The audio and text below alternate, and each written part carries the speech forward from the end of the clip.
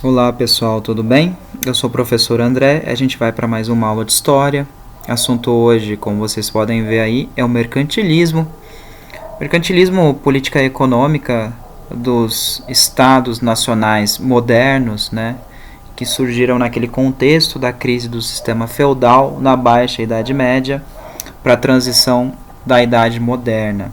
Então assim, como houve um processo de centralização frente à até então fragmentação política que existia do sistema feudal, esses novos estados que se configuraram, eles não podiam mais adotar uma economia parecida com o do sistema anterior. Então, até com o surgimento da burguesia, o sistema se baseou mais no mercado, por isso o mercantilismo, e não na produção rural para o consumo, para a subsistência, como era no sistema feudal. Então a gente vai ver as principais características do mercantilismo, as diferenças entre um país e outro, e essencialmente entender como foi importante o mercantilismo justamente para fazer a transição do feudalismo para o capitalismo. Porque na verdade a idade moderna que a gente está estudando agora é uma fase que a gente chama de intermediária, né? Ela serviu justamente no estudo historiográfico, quando foi feita a divisão, ela entra fazendo o fim do processo histórico feudal na Europa medieval e o início do processo que a gente chama de capitalismo, ou economia de mercado. Então o mercantilismo ele já é um pré-capitalismo, ou já é um capitalismo comercial, mercantil. Ainda não é um capitalismo industrial, financeiro, mas ele já é um capitalismo comercial, tá? Então faz essa transição aí que a gente vai aprender juntos hoje na aula. Então, essencialmente, algumas coisas básicas e um contexto histórico que a gente precisa analisar. Primeiro, pessoal, definições. Então, a centralização do poder elevou a categoria de liderança absoluta novamente os reis. Ou seja, nesse processo de enfraquecimento da nobreza feudal, que a gente pode entender por enfraquecimento do poder local, da descentralização, que agora vai abrir espaço para a centralização, você tem ali o surgimento das monarquias absolutistas, dos chamados estados nacionais modernos. Essencialmente, a gente vai falar agora de 4 casos mais específicos na Europa, que é Portugal e Espanha, que se centralizaram por causa da Reconquista na Península Ibérica, os reinos cristãos ali que tiveram que empreender lutas contra os mouros, os muçulmanos que tinham invadido a Península Ibérica, e agora nesse processo de expulsão dos muçulmanos já na Baixa Idade Média, você tem ali a centralização do poder. Então, essencialmente, facilitando a compreensão, a Espanha vai surgir da aliança de Castela e Aragão, desses 2 reinos, e Portugal vai surgir de um condado, né, de Castela, que é o condado portucalense, e aí vai conseguir a sua independência. Então são reinos cristãos que se centralizam ali. No caso da Inglaterra e da França, a centralização do poder passa também pela Guerra dos 100 Anos, que aconteceu entre essas 2 regiões, essas 2 potências, ali principalmente no século XIV, mas que entrou também no século XV. Então a centralização do poder, digamos assim, o gatilho para essa centralização, na Inglaterra e na França, a Guerra dos 100 Anos, e em Espanha e Portugal, também uma guerra, mais uma guerra de reconquista da expulsão dos muçulmanos da Península Ibérica. Então esse é um ponto principal. Então vai ter uma centralização agora e o mercantilismo vai ser adotado por esses países que se centralizam, ou seja, ela vai ser a política econômica das monarquias centralizadas absolutistas. Então, por exemplo, os outros países agora que não se centralizaram ainda, eles vão continuar no estilo mais feudal, descentralizado.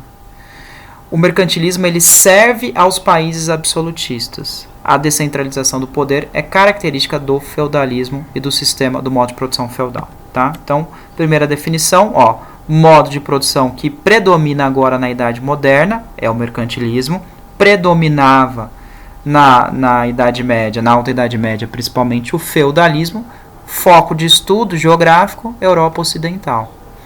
E também, como eu disse, é um sistema econômico das monarquias centralizadas, das monarquias absolutistas. Tá? Mas e quando eu estudo, por exemplo, a Itália? Bom, a Itália ainda está fragmentado o poder, a Alemanha está fragmentado o poder, né? As centralizações serão tardias. Esse primeiro momento, o mercantilismo vai ser desses países. Por quê? Porque, pessoal, essencialmente vai ser o mercantilismo, ele precisa de dois fatores, de um poder centralizado e de uma burguesia forte. Porque agora, até para o absolutismo, e a gente vai explicar isso depois, a gente vai estudar isso numa aula próxima, a burguesia ela dá suporte ao rei agora, nesse momento de centralização do poder. É claro que a burguesia faz essa aliança com o rei com interesses de uma moeda centralizada, única, para facilitar as transações comerciais. Então, por exemplo, até então, na França, você saía de Paris, ia para Marseille, por exemplo, eram moedas diferentes. Eram taxas alfandegárias que você pagava, eram impostos que pagava. Com a centralização do poder, vai ter uma moeda única, uma única taxa, vai facilitar o comércio, vai ter mais proteção com o exército nacional. Então, a burguesia, em primeiro momento, ela vai estar de acordo com a centralização, fazendo essa aliança com o rei. Depois, num processo que ela também vai querer participar da política, aí, juntamente com o surgimento do iluminismo, é que a burguesia vai empreender revoluções contra o poder central, por exemplo, a Revolução Francesa. Mas isso aí é só no século XVIII, só com o iluminismo, é bem mais para frente, tá? Continuando aqui, contexto histórico a gente já sabe, a Idade Moderna. O que aconteceu na Idade Moderna? Muitas coisas que você vai ter que lembrar. Reformas religiosas, né? Renascimento, grandes navegações, expansão marítima, né? do século XV, XVI principalmente. Então, esse contexto histórico europeu é um contexto de muitas transformações que estavam ocorrendo, que inclui aqui a política mercantil, o mercantilismo. Então, crescimento do comércio com a burguesia, enfraquecimento do poder dos nobres, a centralização política na figura do rei dentro de um absolutismo. Junto com isso, todos aqueles acontecimentos eles vão ser mais ou menos simultâneos, contemporâneos. Reformas religiosas. Então, assim, você vai ter, de novo, a burguesia nas reformas. Você lembra mais de Calvino, da reforma calvinista. A ética protestante e o espírito do capitalismo. Então, tudo aqui também tem a ver com a burguesia. Não é só o absolutismo. Tem a ver com a centralização política que tem um apoio na classe emergente, digamos assim, da época moderna, que é a burguesia. Tá? Então, aí você vai ter a centralização do poder. Absolutismo é um assunto que a gente estuda também, que nós temos que observar ali os teóricos do absolutismo, os principais reis absolutistas, o caso francês, o caso inglês, e a gente vê numa aula próxima. O assunto de hoje é mercantilismo, política econômica dos estados absolutistas, tá? Reformas religiosas, que a gente já viu, renascimento cultural, nós já vimos também. Então, continuando aqui. Quais são as bases de um estado mercantilista, né, da Idade Moderna? Primeiro, o Estado ele vai se fortalecer por meio do comércio. E esse Estado é o rei.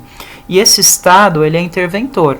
Ele não é um Estado liberal, nem politicamente, nem economicamente. Ele é um Estado altamente controlador, altamente interventor. Tá?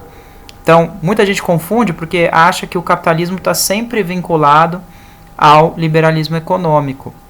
Na verdade, o capitalismo moderno, né, contemporâneo, ou modo de produção baseado numa sociedade de mercado, principalmente com Adam Smith, ele vai empenhar esse liberalismo econômico. Mas uma economia de mercado, nem sempre ela é liberal.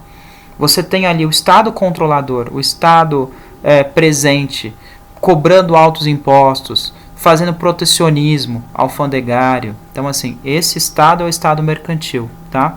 Não é um Estado liberal.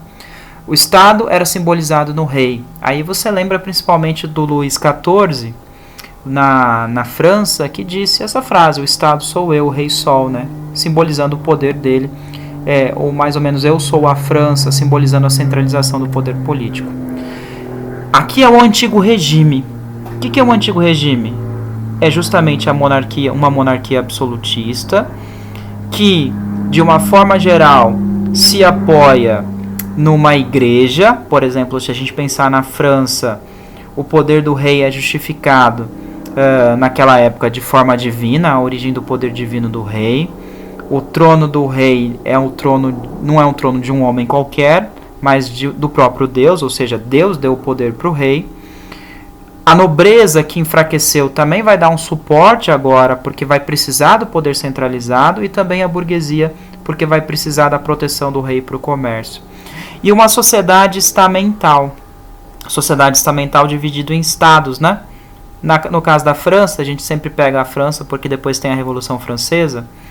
O primeiro estado, que é o clero. O segundo estado, a nobreza. O terceiro estado, o restante da população. Dentro dessa sociedade estamental, dividido em estamentos, em classes, rigidamente, né, você praticamente não tem mobilidade social. A pessoa nasce numa determinada situação e permanece nessa determinada situação. Acima dessa pirâmide social, nós temos o rei com o poder centralizado. Então, fica bem claro, sociedade estamental, né, dividida ali, ó. Interessante essa chargezinha representando os 3 estados, né? Então, ali na frente você tem, montando no terceiro estado, né? O terceiro estado é o que está levando os demais, ou seja, sustentando por meio da produção e dos impostos, sustentando o clero, sustentando o que está na frente e sustentando os nobres. E o rei coordenando isso tudo, está acima. E a justificação do poder divino do rei, né? O Jacques Bossuet dizia, né, um padre francês, que realmente o poder do rei era de origem divina. Deus escolheu este governante. E, para finalizar, o que eu já disse, o Estado intervia diretamente na economia. Como? Altos impostos, controle de produção, protecionismo alfandegário. Mas existe hoje no Brasil e no mundo? Existe no Brasil e no mundo. O Estado ele se torna liberal quando ele vai... um país se torna liberal na economia quando ele vai diminuindo esse controle. Ele vai se tornando cada vez mais liberal. Por isso existe um ranking de liberdade econômica no mundo. Aqueles que têm menos controle do Estado sobre a economia. Não quer dizer que isso acabou. Tá bom? Continuando aqui. Quais eram as principais práticas, portanto, desses estados mercantilistas interventores? Fácil, tá, pessoal? Protecionismo alfandegário, que é o que existe até hoje, né? Por exemplo, vamos pegar a situação aí da França. De novo, né? A França, na época de Napoleão, decretou o bloqueio continental. Era uma espécie de protecionismo. Não queria que nenhum outro país da Europa praticasse comércio com a Inglaterra. O objetivo? Enfraquecer a Inglaterra politicamente e economicamente, principalmente economicamente. Quando um país ele eleva as suas taxas de importação, ele está fazendo protecionismo. Ele está arrecadando com os impostos e, ao mesmo tempo, ele está transformando aquele produto em um produto, às vezes, inviável, ao ponto de que esse produto que até então era comprado de fora, ele vai ter que ser produzido no próprio país, pelo custo da importação. Para isso, ele tá, a afirmação aí é a proteção do mercado, para que o mercado nacional não seja inundado de produtos importados, fazendo com que a indústria nacional, no caso atual, ou naquela época, né, fazendo que as manufaturas enfraquecessem ao ponto da concorrência não aguentar os produtos importados. Então, assim, esse protecionismo, de novo, existe até hoje. Por isso que o preço do iPhone num país é um, no outro país é outro. Isso tem a ver com frete, isso tem a ver com os custos. E no Brasil a gente tem o chamado custo Brasil, né, que é uma alta carga tributária. Então, assim, é um protecionismo que é feito, que às vezes torna o produto inviável, mas ajuda a manter uma balança comercial favorável. Isso tem um lado ruim e um lado positivo. Isso depende, né? A economia sempre tem a variação. Balança comercial favorável é porque você importa menos, já que o produto importado está mais caro, e tenta exportar mais, ou seja, você compra menos e tenta vender mais para obter o lucro. Isso também é uma prática dos estados nacionais modernos que praticavam o mercantilismo e que existe até hoje, tá? Então, ali, ó, balança comercial favorável. Um Estado forte é aquele que vende mais e compra menos. Porque se você comprar mais e vender menos, você vai ter déficit, você vai ter prejuízo. Se você vender mais e comprar menos, você vai ter o quê? Lucro, você vai ter superávit na balança comercial. Observe, tudo isso é com a intervenção do Estado na economia. Não tem liberdade aqui, né? Não é o livre comércio, não é a mão invisível do Adam Smith. Isso aqui é antes, né? Isso aqui é um Estado altamente interventor. Metalismo. Existia uma ideia, e isso é muito presente principalmente na época na Espanha e em Portugal, de que um Estado seria forte pelo entesouramento, ou seja, pela quantidade de metais preciosos que ele acumulasse nas suas reservas. Na verdade, pessoal, a gente entende hoje que a acumulação pela acumulação não vai fazer muito sentido. Você tem que fazer com que aquele recurso, aquele metal precioso, gere mais dinheiro, reinvestir para gerar mais, senão você só fica acumulando. Mas existia uma ideia que esse entesouramento ia fazer, ou seja, a quantidade de ouro e de metais preciosos que um país possuísse nas suas reservas é que tornava esse país forte e poderoso economicamente. Então é chamado entesouramento, tá? E o colonialismo, quer dizer, para você exportar, para você adquirir metais preciosos, você vai ter que investir nas grandes navegações, encontrar novas colônias, produtoras, por exemplo, fornecedoras de metais preciosos, ou de especiarias, ou de outros gêneros, que vão ser levados até a metrópole, até o centro do poder, e dessa forma vai enriquecer a metrópole com a utilização da colônia, dentro de um pacto colonial, que obrigava essa colônia a fornecer esses produtos a um baixo custo para as suas respectivas metrópoles. Por exemplo, um caso muito típico é o nosso caso aqui, o Brasil. O Brasil foi colônia de Portugal, uma colônia de exploração, né? Ou seja, durante os séculos 16 e 17, produzia-se açúcar em grande quantidade. Não é que acabou no século 18, é que no século 18 a gente fala que foi a mineração. Mas de uma forma geral, o que era produzido, isso acaba convergindo para metrópole. Não é para enriquecer a colônia, é para enriquecer a metrópole. Então, tudo isso vai ser impulsionado pelas grandes navegações, ou seja, ao mesmo tempo do mercantilismo, e um dos aspectos principais é o processo da expansão marítima das grandes navegações, tá? Então, essa divisão do mundo entre as potências europeias aí. É claro que inicialmente você tem Espanha e Portugal, né? Primeiro Portugal, depois a Espanha, depois outros países entrando nas navegações tardias, Inglaterra, França, Holanda, né? Aqui no Brasil, por exemplo, você teve as invasões holandesas, invasões francesas, sempre pensando nessa questão colonial, aumentar a riqueza através da exploração de um outro território, de uma outra colônia que pudesse fornecer essa riqueza para a metrópole. Então essas são as práticas dos estados mercantis, tá? Do mercantilismo, dos estados absolutistas que adotavam o mercantilismo na época moderna. É claro que depois isso vai evoluir para o capitalismo, com a Revolução Industrial, para o capitalismo industrial e financeiro, isso vai evoluir. Mas esse é o ponto de partida, né? Primeiro você tem que sair do sistema feudal para depois evoluir. Bom, momentos importantes, tá? Século XVI, fases, né? Século XVI, você vai ter a exploração da América Espanhola, isso de uma forma muito decisiva. Lembrar que a América Espanhola, pela Espanha, esse mapa representado aí, ó, grande quantidade de ouro e metais preciosos, ou seja, um entesouramento vai acontecer por parte aí da Espanha. Só que tem um erro clássico que eu já disse para vocês. Esse entesouramento, ele não gera riqueza por si só. Porque se o dinheiro ou se a riqueza não for reinvestida para gerar mais riqueza, dentro de uma lógica capitalista de fato, esse dinheiro ele acaba sendo gasto, essa riqueza acaba sendo gasta, ela se espalha pela Europa e acaba enriquecendo outros países, né?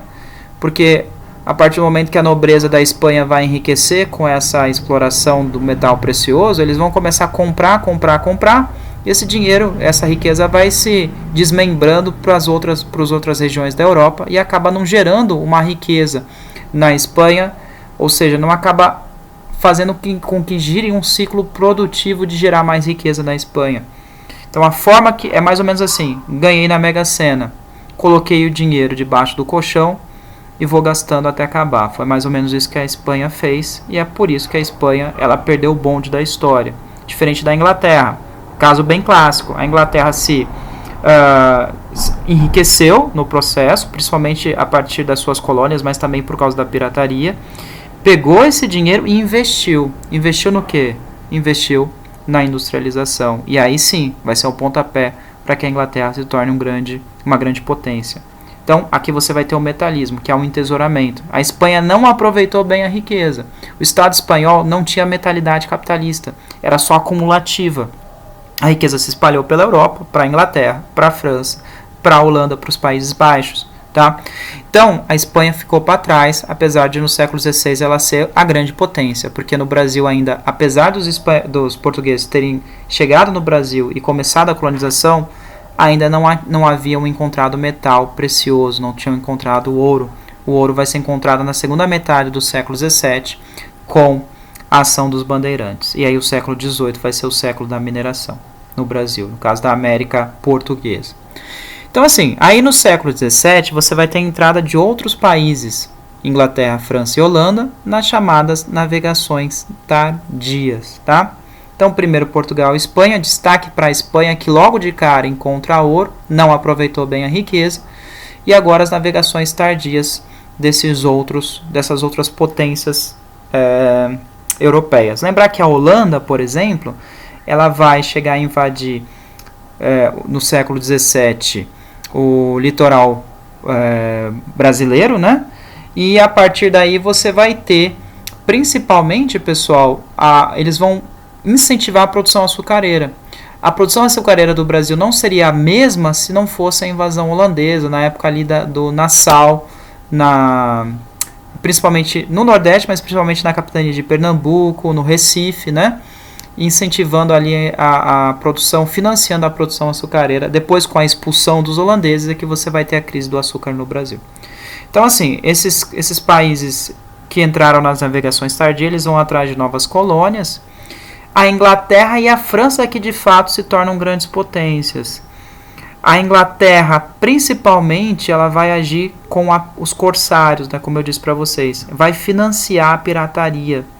Então, vai financiar piratas oficiais da coroa, né, da coroa britânica. Esses piratas eles vão sequestrar navios, vão sequestrar cidades até que recebam ali o pagamento. E isso vai enriquecendo a Inglaterra dentro dessa ação. A França também vai se desenvolver nesse processo. No século XVIII tem a descoberta, na verdade um pouco antes, mas assim, o século XVIII que de fato é o século do ouro no Brasil, ou seja, aqui Portugal vai se beneficiar, em outras regiões do México beneficiando novamente a Espanha. E aí, tardiamente, Portugal entra também no seu metalismo. Mesma coisa que acontece ali com o caso da Espanha aconteceu com Portugal, porque Portugal ele se entesourou, ele assinou alguns tratados de comércio, destaque para aquele tratado de Mituim com a Inglaterra, que a gente chama de tratado de panos e vinhos, em que a Inglaterra vendia os tecidos, né, o tecido em grande proporção, e a Inglaterra e Portugal vendia o vinho para a Inglaterra. Então era uma troca dos tecidos ingleses do vinho produzido em Portugal. Mas é claro que o tecido você produz em profusão, em grande quantidade, e nesse comércio Portugal ficava no prejuízo, em déficit, e aí pagava com tesouro, ou seja, com ouro retirado do Brasil. Então a gente pode dizer que boa parte do ouro retirado do Brasil no século XVIII foi parar na Inglaterra e que foi utilizado inclusive para financiar a Revolução Industrial. Lembrar que também que nessa época teve o terremoto de Lisboa e que também esse dinheiro foi utilizado para a reconstrução da cidade. Então boa parte da riqueza foi parar na Inglaterra devido aos acordos comerciais vantajosos que a Inglaterra tinha sobre Portugal, Tratado de Mituim, Panos e Vinhos de 1703, tá? Que eu já expliquei para vocês. É uma aliança muito tradicional entre Portugal e Inglaterra. Vamos lembrar que no século XIX, 1807, 1808, quando a família real portuguesa fugiu para o Brasil porque Napoleão havia invadido Portugal. Quem deu esse auxílio foram os ingleses, em troca da abertura dos portos e depois dos tratados de comércio, navegação e amizade de 1910. Bom, e os tipos de mercantilismo que se destacam em cada país? É bem simples de entender. Primeiro, a Inglaterra, ela vai ser protecionista e intervencionista. Ela vai sempre assinar acordos vantajosos, acordos econômicos vantajosos, e ela vai financiar a pirataria para enriquecer a Inglaterra e investir em algo que vai gerar mais riqueza ainda, por exemplo, a industrialização. Então a Inglaterra, ela vai ser extremamente protecionista, ela vai intervir sendo sempre em busca de uma balança comercial favorável, tá? Tratados econômicos vantajosos para a Inglaterra. Se pedir um exemplo, Tratado de Mituim, abertura dos portos, né, apesar de já ser no século XIX, isso são tratados vantajosos que a Inglaterra assina com outros países europeus. Na França, você vai ter um ministro da economia chamado Jean-Baptiste Colbert, e ele vai entender que a França tinha que produzir gêneros de luxo, porque eles têm mais valor agregado. Vendendo esses gêneros de luxo, ela vai enriquecer a França. A lógica é verdadeira. Um gênero de luxo tem mais valor agregado dentro de um comércio. Porém, tem um mercado consumidor mais limitado. Quem vai comprar gênero de luxo? Pessoas que têm muito dinheiro. Então, esse cobertismo que se baseia na venda de artigos muito caros vai ter um enriquecimento limitado da França, justamente porque também é limitado o mercado consumidor. Tá? Então, venda de artigos de luxo, um mercado limitado. A gente chama essa política de cobertismo. Espanha e Portugal, metalismo. Ou seja, a ideia é que o Estado entesourado, o Estado seria forte se tivesse grande quantidade de ouro e de metais preciosos. Tá bom, gente? Acumulação aí de metais preciosos. Quais as principais consequências para a gente finalizar nossa aula? Primeiro, você vai ter a centralização do poder, porque o enriquecimento do Estado também vai ser o enriquecimento do rei, com o apoio da burguesia, que também está se enriquecendo.